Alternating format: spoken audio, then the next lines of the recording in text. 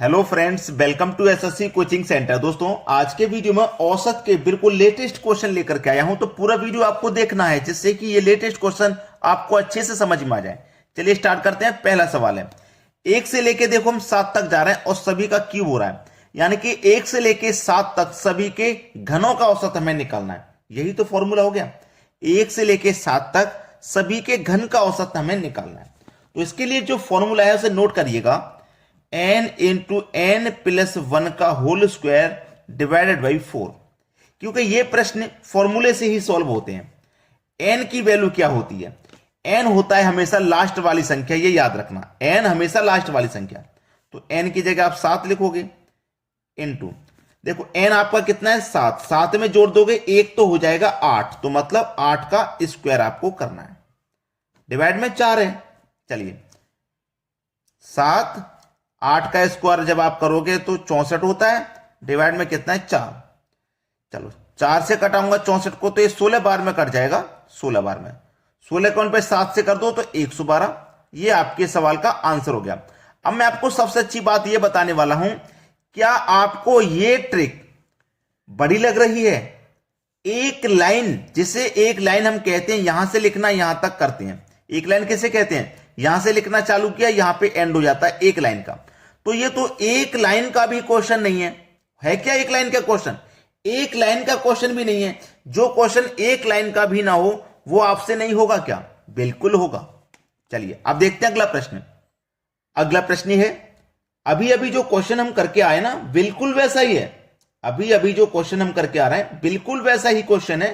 1 का क्यूब, 2 का क्यूब, 3 का क्यूब, 4 का क्यूब, 19 का क्यूब का औसत पूछ रहा है। क्या होगा? पूछ रहा है कि नहीं पूछ रहा? उसने पूछा 19 तक के क्यूब का औसत। चलिए यहां पे हमारे पास जो फॉर्मूला है n इंटू एन प्लस 1 का होल स्क्वायर डिवाइडेड बाई 4। पिछले क्वेश्चन में मैंने ये फॉर्मूला बता दिया था। पिछले क्वेश्चन में 7 तक जा रहे थे, यहां पे 19 तक जा रहे हैं, तो फॉर्मूला तो वही लगेगा। चलिए n का मान 19 है, इंटू n 19 में जोड़ेंगे तो 20 हो जाएगा, मतलब 20 का हमको स्क्वायर करना है, डिवाइड में 4। 19 20 का स्क्वायर कर दो 400, डिवाइड में 4। ठीक है, कटा लो, ये 100 बार में कट जाएगा, और 100 का मतलब 19 से कर दो तो ये 1900 हो जाएगा। सवाल खत्म, ये आ गया आंसर। एक ही लाइन में जा रहे हैं, बढ़ रहे नहीं है। अगर मैं चाहता तो यहां पे स्टेप और कम कर देता, एक स्टेप और कम हो जाता। कैसे? ये तो फॉर्मूला है, ये तो फॉर्मूला है, एक स्टेप और कम हो जाएगा। कैसे कम हो जाएगा मैं आपको बताता हूं। n का मान 19 इंटू एन 19 में जोड़ो एक 20 का स्क्वायर कर दो 400। ठीक है, 100 बार में कट गया, 1900 हो गया कि नहीं हो गया? स्टेप कम हो गया। आपके ऊपर है, स्टेप बाय स्टेप कर रहे हो, अच्छी बात है, कोई गलती नहीं होती उसमें।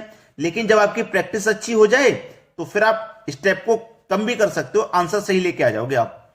चलिए अब देखते हैं अगला प्रश्न। अगला प्रश्न है, 1 3 5 7 9 11 13 का औसत ज्ञात कीजिए। कुछ नहीं बोला उसने प्रश्न में, ना तो ये कहा सम, ना विषम बोला, ना लगातार बोला, कुछ भी नहीं बोला।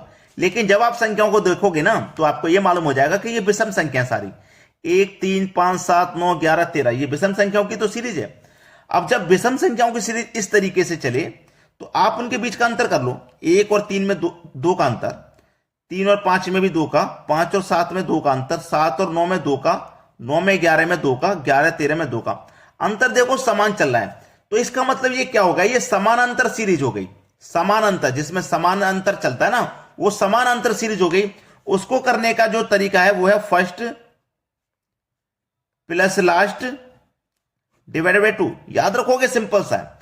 फर्स्ट संख्या यानी कि 1, लास्ट संख्या यानी कि 13, डिवाइड में 2, 13 और 1 14, डिवाइड में 2, आंसर आ गया 7। डी ऑप्शन हो गया सही जवाब। कर पाओगे कि नहीं? आसानी से कर लोगे, मुझे तो आपसे यही उम्मीद है कि आप इस तरीके के सवाल को बिल्कुल नहीं छोड़ोगे। चलिए अब देखते हैं अगला सवाल। अगला प्रश्न है, 1 2 3 46 47 48 और 49 लगातार संख्या है। ये ना तो सम है ना ही विषम, ये लगातार संख्या है। जब लगातार संख्या है कोई बात नहीं, अंतर देख लो, 1 का अंतर, 2 और 3 में भी 1 का, 46 47 में 1 का, 48 में 1 का, 48 और 49, अंतर समान है। जब समान अंतर है ना तो क्या बताया मैंने आपको अभी, first plus last divided by 2, यही तो बताया।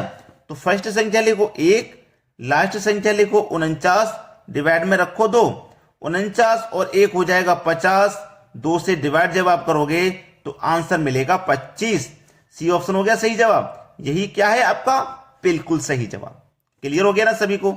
एक ही लाइन में आंसर लेके आ जाओगे, ऐसी ट्रिक बता रहा हूं। अब देखते हैं अगला प्रश्न। अगला प्रश्न है 1 से 45 तक की सभी सम संख्याओं का औसत तथा सभी विषम संख्याओं का औसत, यानी कि सम और विषम दोनों पूछा है उसने। तो सबसे पहले सम संख्या का पूछा है तो सम संख्या का निकाल लें, फिर विषम संख्या का पूछेगा तो विषम संख्या का निकाल लेंगे। अब लगातार संख्या होती है भाई हमारी, 1 से लेकर 45 तक लगातार होती तो भी निकाल सकते थे। अब 1 से लेकर 45 तक सबसे पहले सम का, तो एक संख्या तो सम है नहीं, 2 सम होती है, 4 सम, ठीक है, 6 सम, 8 सम, ऐसे 45 तक। 45 संख्या नहीं, 45 तक बोला है, तो 45 से आगे नहीं जाना। तो 45 तो विषम है, 45 से पहले वाली संख्या सम हो जाएगी। इतना क्लियर है? ये 44 सम संख्या है। अब देखो 2 और 4 में 2 का अंतर, 4 और 6 में 2 का अंतर, 6 और 8 में 2 का अंतर। अंतर जब समान है तो first plus last divided by 2, तो फर्स्ट आपकी 2, लास्ट 44 डिवाइडेड बाई 2, 44 और 2 46 डिवाइडेड बाई 2 कितना हो जाएगा भैया? 23, 23 हो जाएगा। ठीक है, अब 23 इस ऑप्शन में भी है, इसमें भी है। चलो विषम का निकाल लेते हैं। विषम पहली 1, फिर 3, फिर 5, फिर 7, ऐसे ही कहां तक? 45 विषम संख्या, 45 तक जाना, उससे आगे नहीं। 1 और 3 में 2 का अंतर, 2, 3 और 5 में भी 2 का अंतर, 5, 7 में 2 का अंतर। अंतर समान है तो वही ट्रिक लगा दो, first plus last divided by 2, 45 और 1 46 डिवाइडेड बाई 2, ये भी कितना जाएगा? 23। तो सम संख्या का औसत 23 और विषम संख्या का औसत 23, तो 23 तथा 23 डी ऑप्शन हो जाएगा सही जवाब। समझ में आ गया ना? चलिए अब देखते हैं अगला प्रश्न। अगला प्रश्न है 1 से 23 तक की प्राकृतिक संख्याओं के वर्गों का औसत ज्ञात कीजिए। 1 से लेकर 23 तक की प्राकृतिक यानी कि लगातार, जैसे 1, 2, 3, 4, कहां तक? 23 तक की प्राकृतिक यानी लगातार वर्गों का औसत, वर्गों का औसत, सबके वर्गों का औसत ज्ञात करना है। तो इसके लिए जो फॉर्मूला है नोट कर रहा हूं, n+1 into 2n+1 divided by 6। Note कर लीजिए ताकि आंसर आपका सही समय पे आ जाए एक बार में। n हमेशा लास्ट वाली संख्या होती है, आपको पता है 23, n आपका 23 हो जाएगा। 23 में जोड़ देंगे एक तो 24, 24 हो गया, इंटू n आपको मालूम है 23 है, 23 का मल्टीप्लाई 2 से करेंगे तो 46, और 46 में जोड़ देंगे एक तो ये हो जाएगा 47, डिवाइड में 6 है।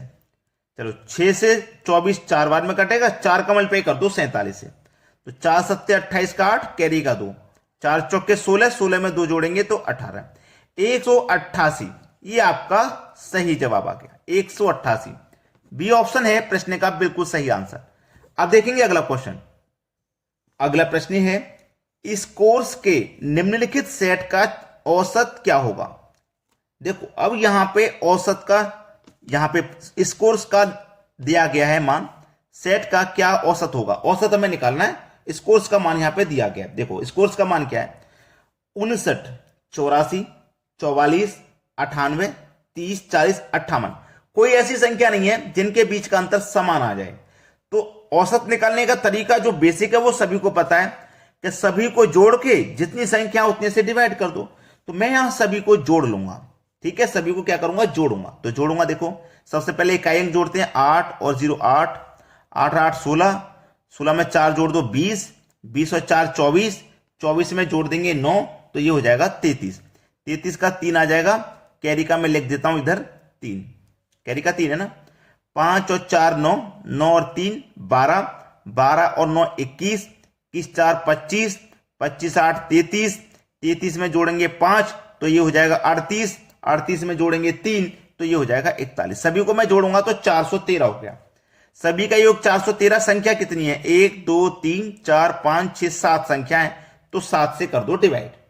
ठीक है, चलो 7 पंजे 35, 5 बार में गया, 7 पंजे 35, 41 में से 35 कट गया, 6 बचेगा, 6 में 3 लगा देंगे तो 63, 7 निम 63, यानी कि 59 बार में ये कट जाएगा। यही हो जाएगा सही जवाब आपका डी ऑप्शन। समझ में आ गया ना सभी को। चलिए अब देखेंगे अगला सवाल। अगला प्रश्न है 10, 12, 16, 20 पी और 26 का औसत 17 है, पी का मान ज्ञात कीजिए। देखो 1, 2, 3, 4, 5, 6 संख्या है ना, 6 संख्या, 6 संख्या है क्या? 1, 2, 3, 4, 5, 6, 7, 17 है इनका औसत और संख्या है 6। देखो भाई 6 संख्या का औसत कितना है? 17 है। तो आप याद रखना कि संख्या का मल्टीप्लाई आप औसत में करोगे तो आपको योग मालूम होगा। इन दोनों का मल्टीप्लाई करोगे, संख्या का मल्टीप्लाई औसत से करने पे योग मालूम होता है। तो 17 छिक्के 102, यानी कि जो योग हो जाएगा 102 हो जाएगा। ठीक है, तो P का मान ज्ञात कीजिए। P का मान कैसे ज्ञात करोगे अब आप? भाई P का मान अब आप कैसे ज्ञात करेंगे? चलिए हमारे पास जो 6 संख्या है ना, 6 में से 5 का मान हमें दिया गया, 1, 2, 3, 4 और ये 5 संख्याओं का मान हमें दिया गया। 10, 12, 16, 20 और 26 सबका अलग अलग मान है। तो सबको अलग अलग मान है ना, ये 5 संख्या 1, 2, 3, 4 और ये 5, पांचों को जोड़ लो। पहली संख्या 10, दूसरी 12, तीसरी 16, चौथी 20, पांचवी 26, सबको जोड़ूंगा। 2, 6, 6, 12, 12 और 2, 12 और 2 14, 14 का 4 कैरी का 1, 1, 2, 3, 4, 5, 6, 7 और कैरी का 1 8, 84 हो गया। कितना हो गया भाई? 84। देखो ये 5 संख्याओं का योग है 84, जबकि 6 संख्या का योग कितना है? 102। तो 6 संख्या के योग में से मैं ये 5 संख्या का घटा दूंगा तो मेरे पास P का ही तो बचेगा। तो घटा दो, 102 में से 84 घटा दो, 2 में से 4 नहीं जाएगा, कैरी ले लेंगे तो 12, 12 में से 4 जाएगा तो 8, इधर 9 बचा, 9 में से 8 जाएगा 1, यानी कि 18। तो P का जो मान है ना वो 18 है। ठीक है, P का मान क्या आता है? 18। बी ऑप्शन हो जाएगा सही जवाब। चलिए अब देखते हैं अगला प्रश्न। अगला प्रश्न है प्रथम 9 अभाज्य संख्याओं का औसत क्या होगा? अभाज्य संख्या, तो सबसे पहली अभाज्य संख्या 2 होती है, उसके बाद 3, 5, 7, 11, 13, 13 के बाद 17, कितनी हो गई? 1, 2, 3, 4, 5, 6, 7 हो गई। 17 के बाद में होती है 19, 19 के बाद में होती है 23। अब ये हो गई 9 अभाज्य संख्या। औसत निकालने का सबसे आसान तरीका है कि जितनी संख्या सभी को जोड़ के जितनी संख्या उतने से डिवाइड कर दो। तो सबको जब मैं यहां जोड़ूंगा तो देखो कितना मिलेगा। सबको जोड़ेंगे तो देखो यहां पे मैं जोड़ता हूं सबको, 2 और 3 5, 5 और 5 10, 7 17, 17 में जोड़ूंगा 11 28, 28 में जोड़ूंगा 13 41, 41 में जोड़ो 58, 58 में जोड़ूंगा 19, तो 58 में 68, 78, 77 और 77 में जोड़ूंगा 23, तो ये हो जाएगा 100। 77 में 23 जोड़ा तो 100, सभी का योग 100 हो गया। संख्या कितनी है? 9, 9 से डिवाइड कर दो। चलो 9 1 कम 9 कटेगा, 1 बचेगा 10, फिर से 9 1 कम 9, 1 बचेगा ऊपर बट्टे में 9। ये आपका आंसर है जो कि डी ऑप्शन में दिया गया। इस तरीके से आप कर पाओगे आसानी से। चलिए अब देखते हैं अगला सवाल। अगला प्रश्न है 11 से 63 के बीच की सम संख्याओं का औसत बताइए क्या है? 11 और 63 के बीच की सम संख्या, तो 11 भी सम 63 भी विषम। तो 11 के बाद में जो सम संख्या होगी वो 12, फिर 14, फिर 16, इसी तरीके से 63 से पहले तक 62। ठीक है, ये 62 सम संख्या, 63 क्योंकि विषम है, हमें सम संख्या का बताना है। देखो अंतर दो का, जब अंतर 2 2 का चल रहा है तो तरीका मैं आपको बता चुका हूं, first plus last, first 12 last 62 divided by 2, 12 और 62 74 डिवाइड बाई 2, कितना जाएगा? 37। ठीक है, तो त्रिक अच्छा है, 1 बचेगा 14, 2 सत्ते 14, 37 ही है आपके सवाल का सही जवाब, यानी कि डी ऑप्शन। चलिए अब देखेंगे अगला प्रश्न। अगला प्रश्न है प्रथम 5 प्राकृतिक संख्याओं के घनों का औसत क्या होगा? अब यह प्रश्न है आपको होमवर्क, इसका आंसर आपको मुझे कमेंट करके बताना है क्या आएगा। जिन बच्चों ने वीडियो को पूरा देखा है, यहां तक आए हैं अंत के सवाल तक, तो आप पूरा वीडियो देख के समझ चुके हैं कि यह सवाल अब कैसे होगा। इसीलिए आपको कमेंट में अपना अपना आंसर कमेंट करके बताना है क्या आएगा। अगर आपने चैनल को लाइक नहीं किया, वीडियो को लाइक नहीं किया, तो लाइक कर दो और शेयर कर दीजिए भाई। वीडियो को सभी के पास शेयर कर दें अपने दोस्तों में, ताकि वो भी इस तरीके के सवालों को सीख पाए। धन्यवाद।